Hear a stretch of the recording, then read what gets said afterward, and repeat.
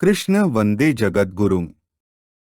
12वां अध्याय का 13वां और 14वां श्लोक। 12वां अध्याय का 13वां श्लोक। अद्वेष्टा सर्वभूतानां मैत्रः करुण एव च। निर्ममो निरहंकारः समदुख सुखः क्षमी। ऊपर कहे गए श्लोकों का अर्थ है, भूतमात्र के प्रति जो द्वेष रहित है तथा सबका मित्र तथा करुणावान है, जो ममता और अहंकार से रहित, सुख और दुख में सम और क्षमावान है। अद्वेष्टा सर्वभूतानाम का अर्थ है, अनिष्ट करने वालों के दो भेद हैं। एक इष्ट की प्राप्ति में अर्थात धन, मान, बढ़ाई, आदर, सत्कार आदि की प्राप्ति में बाधा पैदा करने वाले, और दो अनिष्ट पदार्थ, क्रिया, व्यक्ति, घटना आदि से संयोग कराने वाले।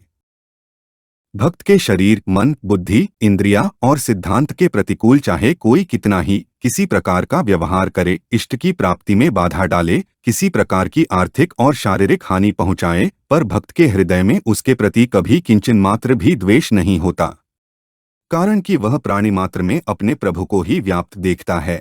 ऐसी स्थिति में वह विरोध करे तो किससे करे। इतना ही नहीं, वह तो अनिष्ट करने वालों की सब क्रियाओं को भी भगवान का कृपापूर्ण मंगलमय विधान ही मानता है। प्राणी मात्र स्वरूप से भगवान का ही अंश है, अतः किसी भी प्राणी के प्रति थोड़ा भी द्वेष भाव रहना भगवान के प्रति ही द्वेष है। इसलिए किसी प्राणी के प्रति द्वेष रहते हुए भगवान से अभिन्नता तथा अनन्य प्रेम नहीं हो सकता। प्राणी मात्र के प्रति द्वेष भाव से रहित होने पर ही भगवान में पूर्ण प्रेम हो सकता है। इसलिए भक्त में प्राणी मात्र के प्रति द्वेष का सर्वथा अभाव होता है। मैत्रः करुण एव च का अर्थ है, भक्त के अंतःकरण में प्राणी मात्र के प्रति केवल द्वेष का अत्यंत अभाव ही नहीं होता, प्रत्युत संपूर्ण प्राणियों में भगवत भाव होने के नाते उसका सबसे मैत्री और दया का व्यवहार भी होता है। भगवान प्राणी मात्र के सुहृद हैं। भगवान का स्वभाव भक्त में अवतरित होने के कारण भक्त भी संपूर्ण प्राणियों का सुहृद होता है। इसलिए भक्त का भी सभी प्राणियों के प्रति बिना किसी स्वार्थ के स्वाभाविक ही मैत्री और दया का भाव रहता। अपना अनिष्ट करने वालों के प्रति भी भक्त के द्वारा मित्रता का व्यवहार होता है, क्योंकि उसका भाव यह रहता है कि अनिष्ट करने वाले ने अनिष्ट रूप में भगवान का विधान ही प्रस्तुत किया है, अतः उसने जो कुछ किया है मेरे लिए ठीक ही किया है, कारण कि भगवान का विधान सदैव मंगलमय होता है। इतना ही नहीं, भक्त यह मानता है कि मेरा अनिष्ट करने वाला यानी कि अनिष्ट में निमित्त बनकर मेरे पूर्वकृत पाप कर्मों का नाश कर रहा है, अतः वह विशेष रूप से आदर का पात्र है। साधक मात्र के मन में यह भाव रहता है और रहना ही चाहिए कि उसका अनिष्ट करने वाला उसके पिछले पापों का फल भुगताकर उसे शुद्ध कर रहा है। जब सामान्य साधक में भी अनिष्ट करने वाले के प्रति मैत्री और करुणा का भाव रहता है, फिर सिद्ध भक्त का तो कहना ही क्या है, सिद्ध भक्त का तो उसके प्रति ही क्या, प्राणी मात्र के प्रति मैत्री और दया का विलक्षण भाव रहता है। पातंजलि योग दर्शन में चित्त शुद्धि के 4 हेतु बताए गए हैं। मैत्री करुणा मुदितोपेक्षाणा सुख दुख पुण्या पुण्य विषयाणा भावनातश्चित्त प्रसादन। सुखियों के प्रति मैत्री, दुखियों के प्रति करुणा, पुण्यात्माओं के प्रति मुदिता यानी कि प्रसन्नता, और पापात्माओं के प्रति उपेक्षा के भाव से चित्त में निर्मलता आती है। परंतु भगवान ने इन चारों हेतुओं को 2 में विभक्त कर दिया है। तात्पर्य यह है कि सिद्ध भक्त का सुखियों और पुण्यात्माओं के प्रति मैत्री का भाव तथा दुखियों और पापात्माओं के प्रति करुणा का भाव रहता है। दुख पाने वाले की अपेक्षा दुख देने वाले पर उपेक्षा का भाव न होकर दया होनी चाहिए, क्योंकि दुख पाने वाला तो पुराने पापों का फल भोग कर पापों से छूट रहा है, पर दुख देने वाला नया पाप कर रहा है, अतः दुख देने वाला दया का विशेष पात्र है। निर्ममः का अर्थ है, यद्यपि भक्त का प्राणी मात्र के प्रति स्वाभाविक ही मैत्री और करुणा का भाव रहता है, तथापि उसकी किसी के प्रति किंचन मात्र भी ममता नहीं होती। प्राणियों और पदार्थों में ममता यानी कि मेरेपन का भाव ही मनुष्य को संसार में बांधने वाली होती है। भक्त इस ममता से सर्वथा रहित होता है। उसकी अपने कहलाने वाले शरीर, इंद्रिया, मन और बुद्धि में भी बिल्कुल ममता नहीं होती। साधक से भूल यह होती है कि वह प्राणियों और पदार्थों से तो ममता को हटाने की चेष्टा करता है, पर अपने शरीर, मन, बुद्धि और इंद्रियों से ममता हटाने की ओर विशेष ध्यान नहीं देता। इसीलिए वह सर्वथा निर्मम नहीं हो पाता।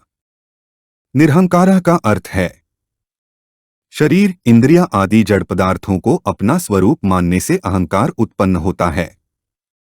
भक्त की अपने शरीर आदि के प्रति किंचन मात्र भी अहम बुद्धि न होने के कारण तथा केवल भगवान से अपने नित्य संबंध का अनुभव हो जाने के कारण उसके अंतःकरण में स्वतः श्रेष्ठ, दिव्य, अलौकिक गुण प्रकट होने लगते हैं। इन गुणों को भी वह अपने गुण नहीं मानता, प्रत्युत दैवी संपत्ति होने से भगवान के ही मानता है।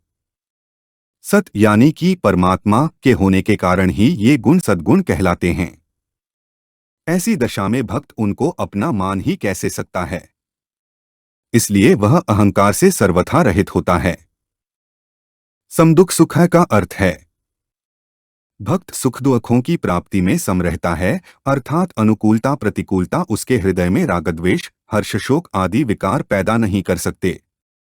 गीता में सुख दुख पद अनुकूलता प्रतिकूलता की परिस्थिति यानी कि जो सुख दुख उत्पन्न करने में हेतु है के लिए तथा अंतःकरण में होने वाले हर्ष शोकादि विकारों के लिए भी आया है। अनुकूल और प्रतिकूल परिस्थिति मनुष्य को सुखी दुखी बनाकर ही उसे बांधती है। इसलिए सुख दुख में सम होने का अर्थ है अनुकूल या प्रतिकूल परिस्थिति आने पर अपने में हर्ष शोकादि विकारों का न होना। भक्त के शरीर, इंद्रिया, मन, सिद्धांत आदि के अनुकूल या प्रतिकूल प्राणी, पदार्थ, परिस्थिति, घटना आदि का संयोग या वियोग होने पर उसे अनुकूलता और प्रतिकूलता का ज्ञान तो होता है, पर उसके अंतःकरण में हर्ष शोक आदि कोई विकार उत्पन्न नहीं होता। यहाँ यह बात समझ लेनी चाहिए कि किसी परिस्थिति का ज्ञान होना अपने आप में कोई दोष नहीं है, प्रत्युत उससे अंतःकरण में विकार उत्पन्न होना ही दोष है। भक्त रागद्वेष, हर्ष शोक आदि विकारों से सर्वथा रहित होता है।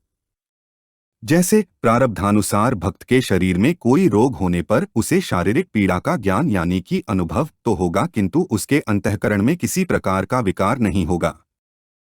क्षमी का अर्थ है अपना किसी तरह का भी अपराध करने वाले को किसी भी प्रकार का दंड देने की इच्छा न रखकर उसे क्षमा कर देने वाले को क्षमी कहते हैं। भक्त के लक्षणों में पहले अद्वेष्टा पद देकर भगवान ने भक्त में अपना अपराध करने वाले के प्रति द्वेष का अभाव बताया। अब यहाँ क्षमी पद से यह बताते हैं कि भक्त में अपना अपराध करने वाले के प्रति ऐसा भाव रहता है कि उसको भगवान अथवा अन्य किसी के द्वारा भी दंड न मिले। ऐसा क्षमाभाव भक्त की एक विशेषता है। 12वां अध्याय का 14वां श्लोक। संतुष्टः सत्तः योगी यतात्मा दृढ़निश्चयः मयर्पितम् नो बुद्धिर्यो मद्भक्तः समे प्रियः। ऊपर कहे गए श्लोकों का अर्थ है जो संयतात्मा दृढ़निश्चयी योगी सदा संतुष्ट है, जो अपने मन और बुद्धि को मुझ में अर्पण किए हुए है, जो ऐसा मेरा भक्त है वह मुझे प्रिय है। संतुष्टः सत्तम का अर्थ है जीव को मन के अनुकूल प्राणी, पदार्थ, घटना, परिस्थिति आदि के संयोग में और मन के प्रतिकूल प्राणी, पदार्थ, घटना, परिस्थिति आदि के वियोग में एक संतोष होता है। विजातीय और अनित्य पदार्थों से होने के कारण यह संतोष स्थायी नहीं रह पाता। स्वयं नित्य होने के कारण जीव को नित्य परमात्मा की अनुभूति से ही वास्तविक और स्थायी संतोष होता है। भगवान को प्राप्त होने पर भक्त नित्य निरंतर संतुष्ट रहता है, क्योंकि न तो उसका भगवान से कभी वियोग होता है और न उसको नाशवान संसार की कोई आवश्यकता ही रहती है। अतः उसके असंतोष का कोई कारण ही नहीं रहता।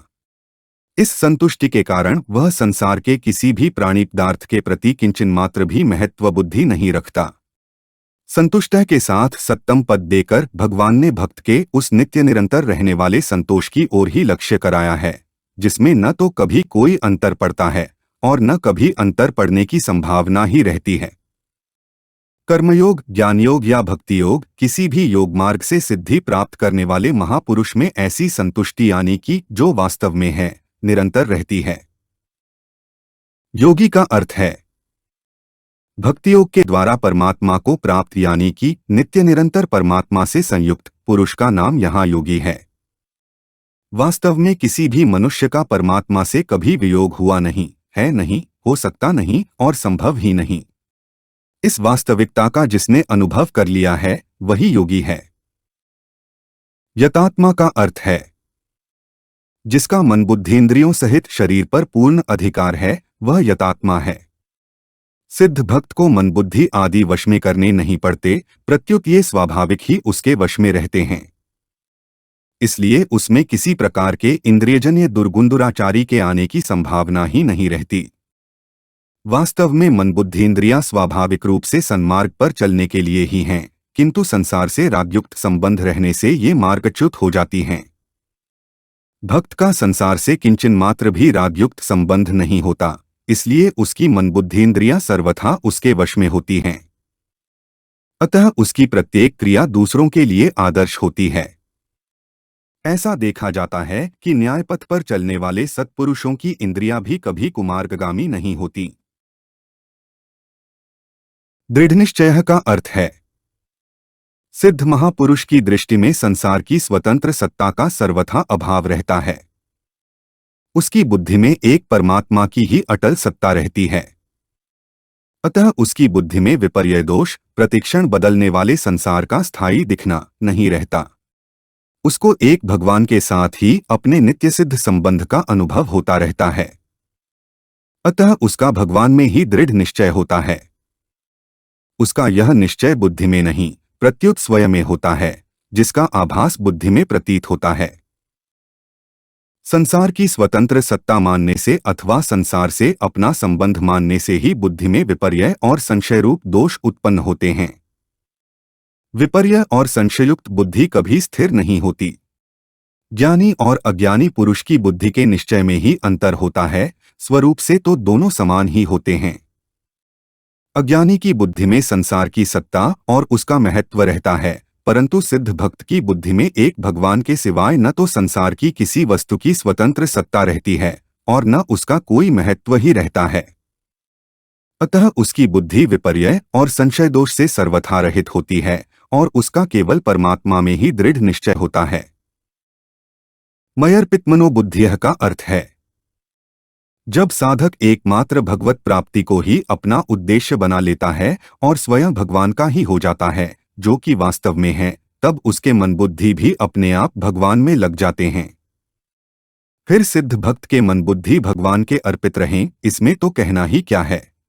जहाँ प्रेम होता है वहाँ स्वाभाविक ही मनुष्य का मन लगता है और जिसे मनुष्य सिद्धांत से श्रेष्ठ समझता है उसमें स्वाभाविक ही उसकी बुद्धि लगती है। भक्त के लिए भगवान से बढ़कर कोई प्रिय और श्रेष्ठ होता ही नहीं। भक्त तो मन बुद्धि पर अपना अधिकार ही नहीं मानता, वह तो इनको सर्वथा भगवान का ही मानता है। अतः उसके मन बुद्धि स्वाभाविक ही भगवान में लगे रहते हैं।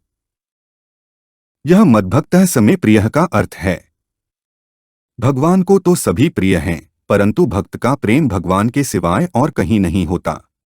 ऐसी दशा में ये यथा मां प्रपद्यन्ते तांस्तथैव भजाम्यहम्, इस प्रतिज्ञा के अनुसार भगवान को भी भक्त प्रिय होता है। हमारे चैनल को सब्सक्राइब करें। अगर यह वीडियो आपको अच्छी लगी तो वीडियो को लाइक करें, वीडियो को अपने दोस्तों के साथ शेयर करें, अपने सुझाव हमें कमेंट करके बताएं। जय श्री कृष्णा।